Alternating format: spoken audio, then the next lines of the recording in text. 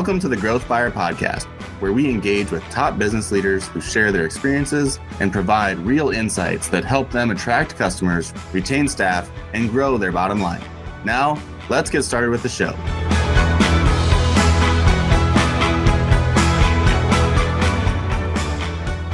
Hi there, I'm Kevin Horrigan. I'm the host of the show, where I feature inspiring business leaders from various backgrounds and industries who are willing to share their stories and insights. Today's sponsorship is brought to you by SpinneyTech. At SpinneyTech, we help middle market and larger companies get more leads and customers. Hey, who doesn't want more leads and customers?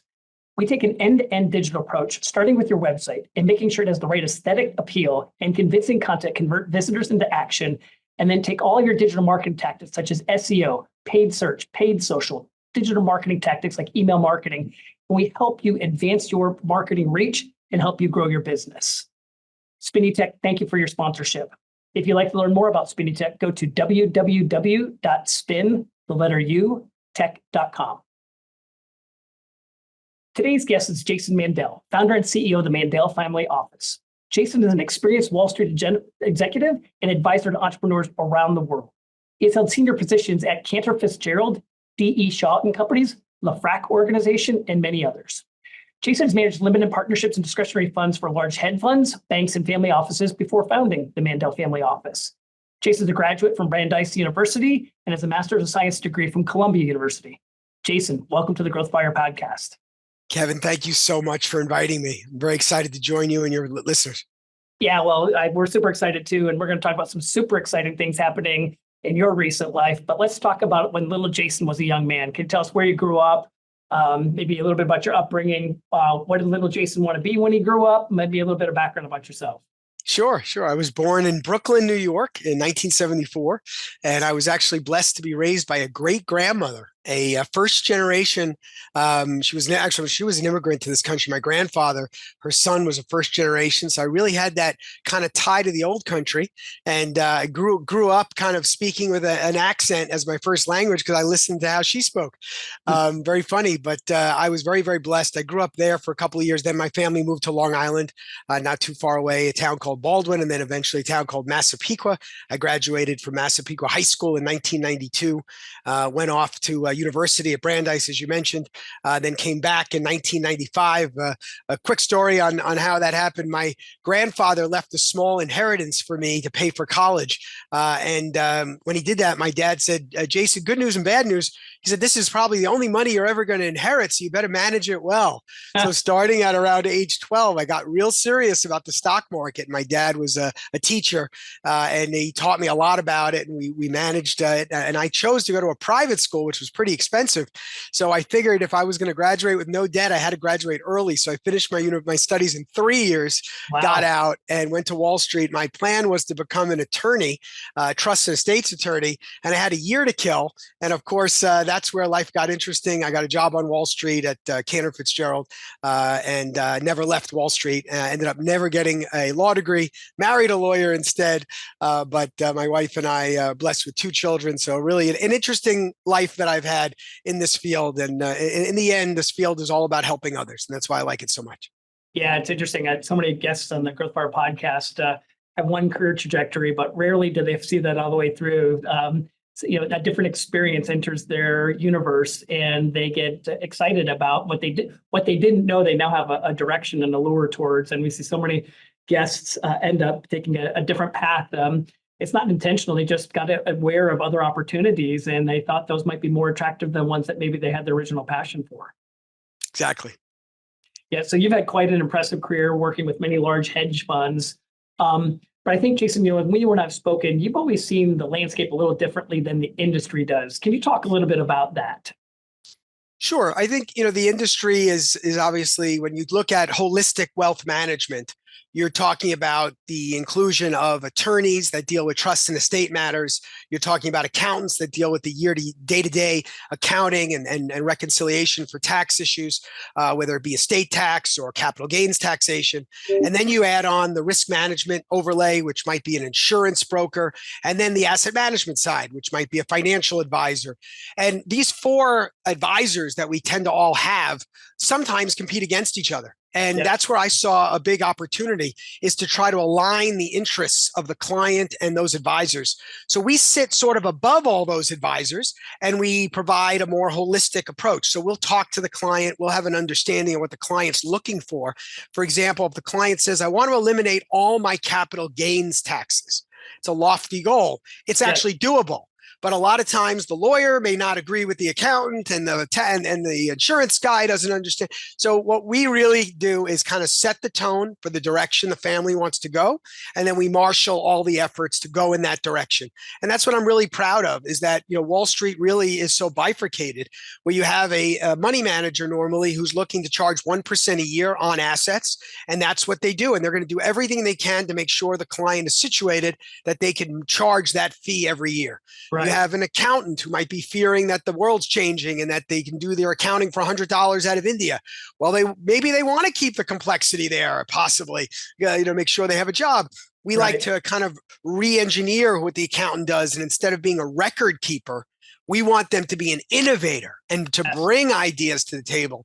So a lot of my clients are actually accountants. A lot of my clients are lawyers.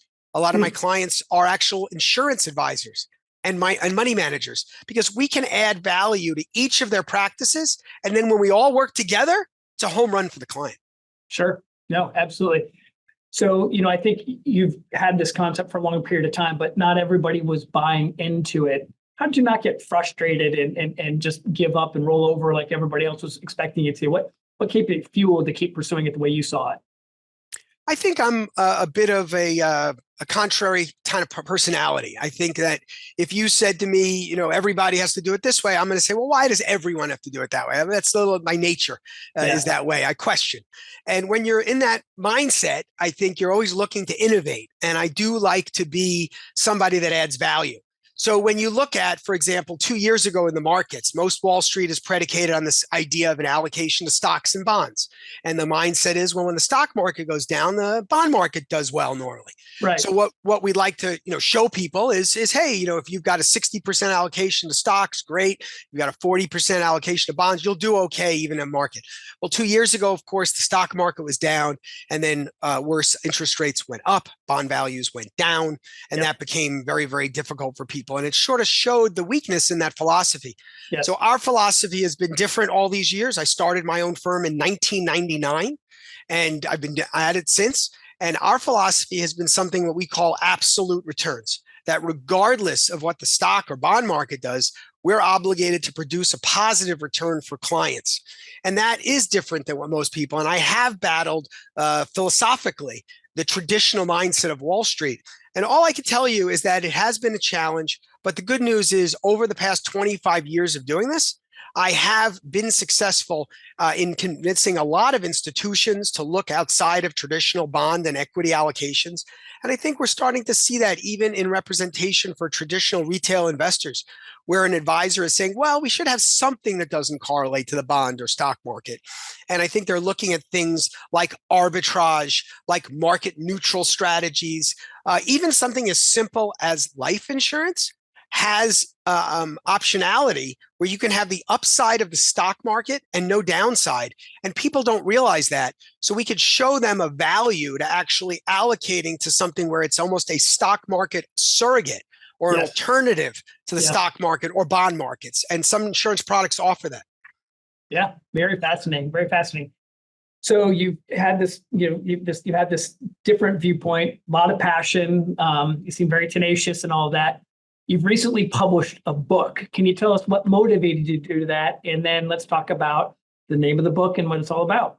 Sure. Well, for many years, my employers were institutions that asked me to sign non-disclosure agreements. They were family offices, and they felt that some of the ideas that I was bringing to the table were very valuable. And frankly, they thought that if it became widely known, they may not benefit as much from the concepts that I brought. Right. So part of my compensation metrics was to provide privacy on some of these ideas. And over the course of time, obviously, I was focused when I was a younger man on making money, and I was willing to do what needed to be done to make money. But frankly, over the course of time, and some of this relates, unfortunately, to my dad passing unexpectedly about 2.5 years ago, where I said to myself, someone like my dad, who was a teacher, was not an accredited investor, was not really, quote, entitled to my advice. It bothered me. It really made me feel badly because some of these products are very accessible and it doesn't have a net worth requirement. So I wanted to make sure that the broader world knew about these ideas. And a patriarch of one of the family offices that I advised passed away. And I didn't particularly want to work for his children. So I took that as an opportunity to no longer be engaged where I had a limit on my ability to publish my ideas. So I started to write the book at that time. And last November, I came out with the book. The book is called Demand Transparency here. And the subtitle people like, it says, Stop Wall Street Greed and Rising Taxes from Destroying Your Wealth. And I think it is a lot of what the book has to deal with. The book is a little bit of a story of my 30-year career on Wall Street. I've had some interesting interactions with people. Somebody once called me the Forrest Gump of Wall Street, that I've kind of bumped up against some unsavory characters, some great people as well. Right. But I share a lot of those stories in the book. And I felt that it was time for me to share even just some philosophical differences that I have with traditional Wall Street mentality. So I'm very excited about it. We're very blessed. The book hit #1 on Amazon in the areas of taxation, portfolio management, and insurance. So I feel, really blessed that people have been positively receptive to the concepts in the book, and very excited about the future. I feel like if we can get this information out there, I didn't write the book for profit. I donate 100% of the profits to charity on this book. This book is being meant to educate and help people because, unfortunately, throughout my career, I've met people who have been advised by this traditional Wall Street mentality, and unfortunately, it doesn't always work out well. So I feel like if I could share this knowledge, it'll make me feel that my life had greater meaning than just financial gain for myself and my family. Yeah, what a great story. That's fantastic. I know you've been on a roadshow recently. We want to share some of the feedback of your roadshow. Yeah, it was great. The roadshow started in New York, my hometown. I lived there after graduating Brandeis. I moved there in 1995. And worked for Cantor Fitzgerald and D.E. Shaw and for the LeFrak family. And then went on my own and left New York to move to Connecticut in 2008. And I had some children. I wanted to raise them in the country and also lower taxes in Connecticut at the time. And unfortunately, the tax man followed and it became very high taxes. And finally, by moving there in 2008, by 2019, I was tired of the taxes going so high. I moved to Florida in 2019, and I've enjoyed a more peaceful life in Boca Raton, Florida since 2019. Yeah, no, well, welcome to Florida. I enjoy it living here as well, too. It's beautiful. Jason, so you've got a good background here on how you got started into your career, your passion for looking at things a little bit differently, and the writing of the Demand Transparency book. But maybe tell us, who are the clients you serve and how do you go about getting new clients? Sure. Well, I'm particularly blessed about the client side. I've been very lucky that early on I met a group of attorneys and accountants. And that's probably the key to my success is that I share these ideas. Now, someone might say if these are legal concepts or accounting strategies, wouldn't they know this stuff instead of you? Because I'm actually not a lawyer or an accountant. Right. I employ them. And the answer is yes, but I'm out there searching for this. And accountants, knee deep in the weeds there, doing what they do. A lawyer focus. So I've been blessed, and when I worked for various clients, I've been out there searching for strategies, and I've been very lucky to identify them. And one key differentiator in getting clients has been that I don't do anything that's considered a tax shelter. A shelter would be a very smart interpretation of tax law, probably engineered by a lawyer or an accountant, came up with a great strategy, and that strategy needs to be vetted, sometimes with a legal opinion, and these are interpretations of law. Right. That is not an area that I focus on or believe in, frankly, because I'm old enough at 50 years of age, I've been around the block. The interpretation of law can be challenged by the IRS. And I don't like to be challenged. I hate that. And even though I may be right, the facts are in my side, the IRS is always right, frankly. So we're never going to win. So the idea here is that if you don't interpret the law, but you just follow the law, it's very easy to prove your compliance. So that's what I based my career on. Every strategy that I offer clients is clear, black and white in the tax code. It's a huge difference between what a lot of people that focus on tax minimization, which is what I focus on, Right. and helping people optimize their tax situation. We really believe in complete compliance, no subjectivity, no gray. Everything has to be black and white.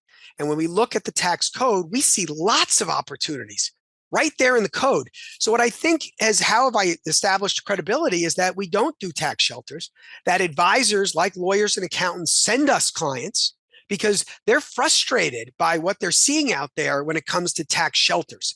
And everything that we look at is a clear black and white interpretation, and not interpretation, but black and white law. And that's the main difference. And that's how I get clients, is that people can differentiate between tax interpretation and complete tax compliance.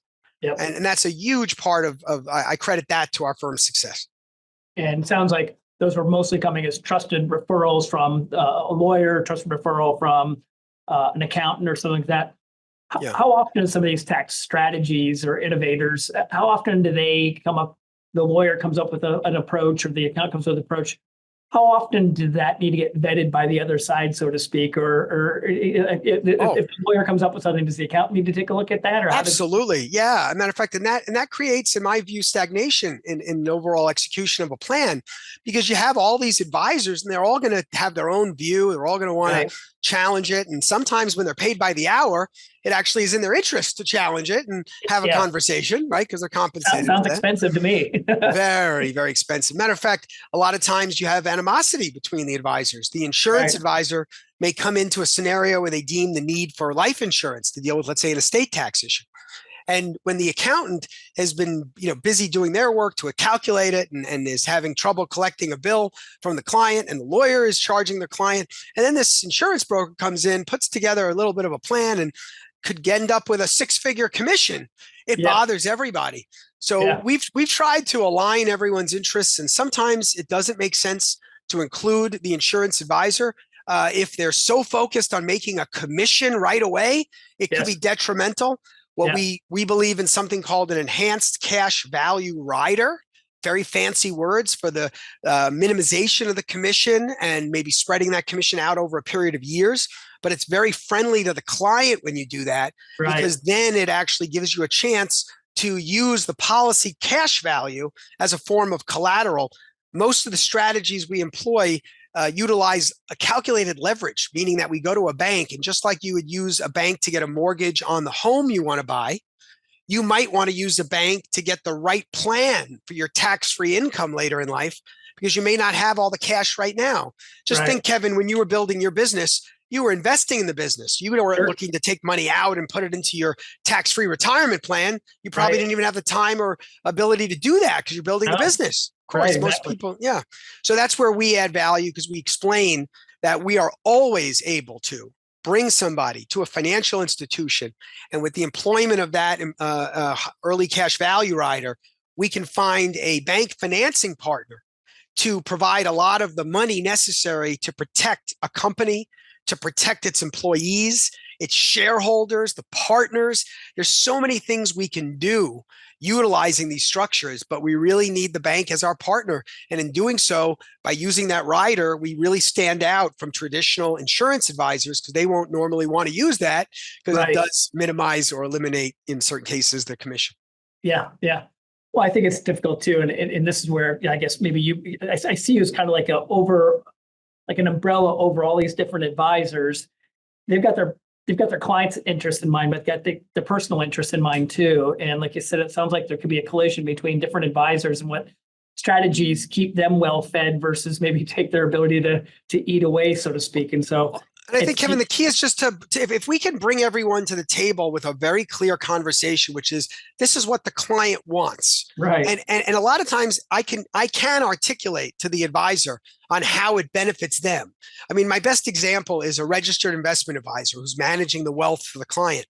A lot of times they're the most resistant because they may not be familiar with my strategies. Sure. And they may say, well, this doesn't relate to me. And I have to show them that a lot of the things that I do can be, dual purposed. So if somebody creates, for example, a large life insurance policy, I might be able to use that policy as the reinsurance inside of a tax-free portfolio plan, which can allow their portfolio of investments to grow without a capital gains tax. Sure. So what I point out to the RIA is I said, you're better off if you do this because the client's gross return is now net. And they have such a hard time until I hit them with that. Then they say, wait a sec, you're telling me I don't have to worry about tax implications if I trade the account, or I could be, I said, yes, that's when they all of a sudden get very excited and they want to push this forward because their gross return is now net to the client. Right, exactly. So interesting. Jason, a couple more questions for you. You mentioned in your early years, you're raised by your great-grandmother, grandfather left you enough money to be able to put you through college, all that stuff. Sounds like those may be some mentors in your life, but have you had any real formal mentors in your life? And if so, how did they help you grow? I've had a lot of mentors in my life. I've been very, very blessed. And I do think that's part of the key to the success we've enjoyed is that I've always been interested, even when I was a kid, in talking to people that were older. Mm-hmm. And I remember vividly, I took advantage of every opportunity. Even at Brandeis, they had a special program on all of the holidays on Christmas break. They allowed us to go reach out to graduates and speak to them, reach out and say, hey, can I shadow you? Matter of fact, it was called the shadow program. And we were able to spend the day or sometimes 2 days with a graduate, just sitting in their office. And I don't know why, but a lot of people at school didn't take advantage of that. But I did. On every vacation, I took a chance and I spent a day with lawyers and accountants and financial advisors. And I knew I wanted to do something to help people with their financial world. I didn't know what I wanted to do. Originally, I thought I'd be an attorney. But that experience opened up my eyes. And I could tell you that some of those mentors, I stayed in touch with them for many, many years. And unfortunately, I'm up to the age where a lot of people are now retired that mentored me. But I have to tell you that those were very important parts of my career. I also think that coworkers play a huge role. And even though they may not be in a position to teach you, there's something that occurs when you go through this life path with people. And I can tell you, I've tried to stay in touch with former coworkers, and I've done a good job of it. And we try to help each other. And even the people that I have mentored in the industry who have gone off and had built their own successful practices, what I would say to you is I still find them bringing me in to the more complex situations in which they feel that I would add value. And what they've always told me is, well, Jason, when you explain it, when you bring the value to the table, a lot of times I would never have been able to accomplish what you did to educate the client. They wouldn't have done it. So by me sharing a portion of the revenue with you, it's still beneficial to them because they never would have had the revenue without working on it. Yeah, it's a piece of something versus a piece of nothing. Right. Absolutely. Yeah, I think, it sounds like, that opportunity that in college when everyone's on vacation and you're having an opportunity to surround yourselves with former graduates to have them share with you their experience and stuff like that. One of my best mentors once said, Kevin, you are who you hang with, choose appropriately. I just love being in the company of wise people. It doesn't even have to be on topics specifically around digital advertising or digital marketing. I think there's an opportunity to learn in so many different capacities, whether it's better engineering, what we do for a living, whether it's how to become a better leader, whatever it might be.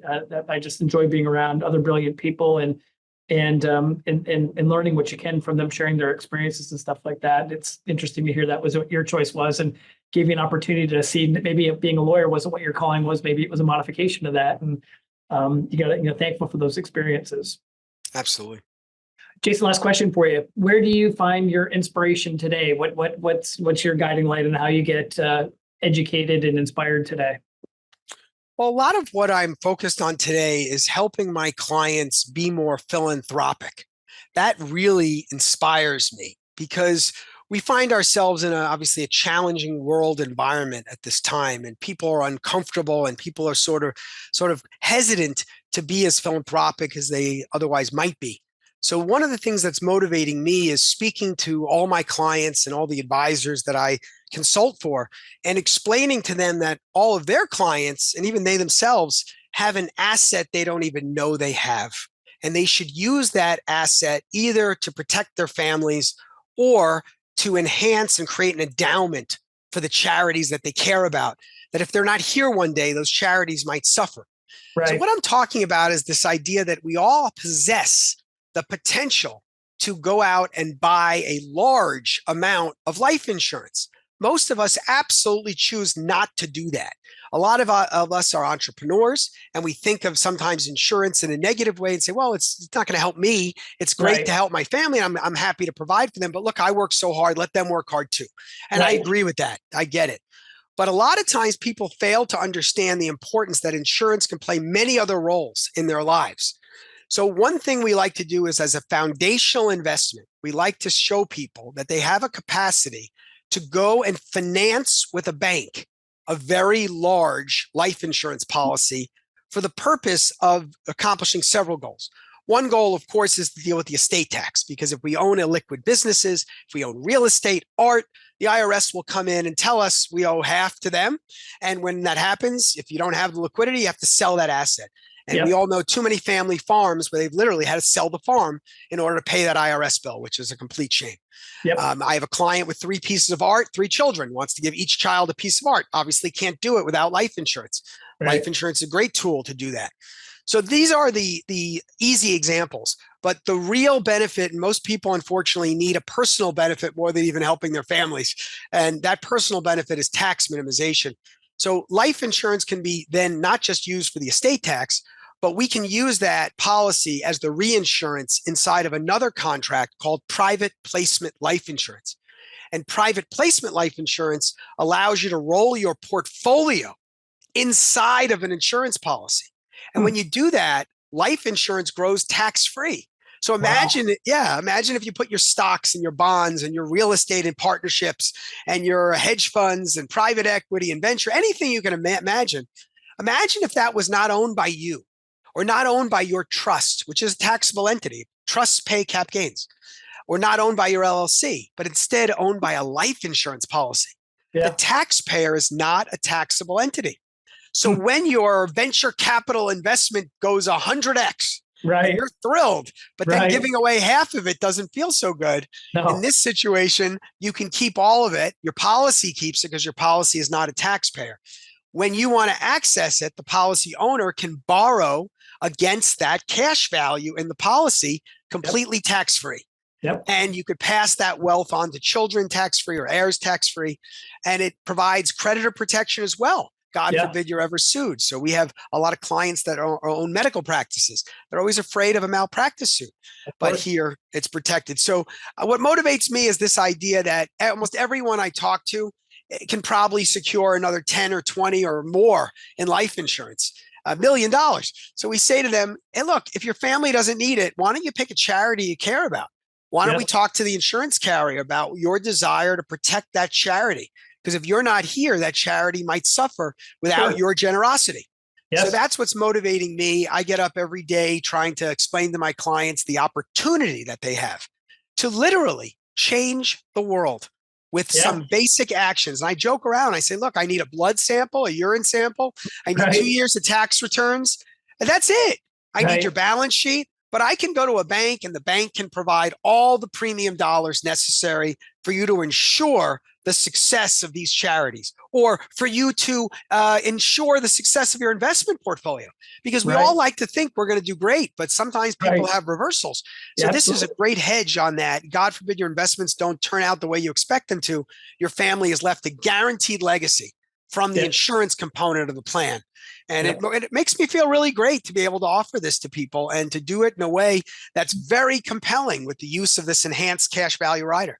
Going to a good cause. You're doing good for your family, your families that you manage too. So I like the passion. You can see it come out as you share that. It's great.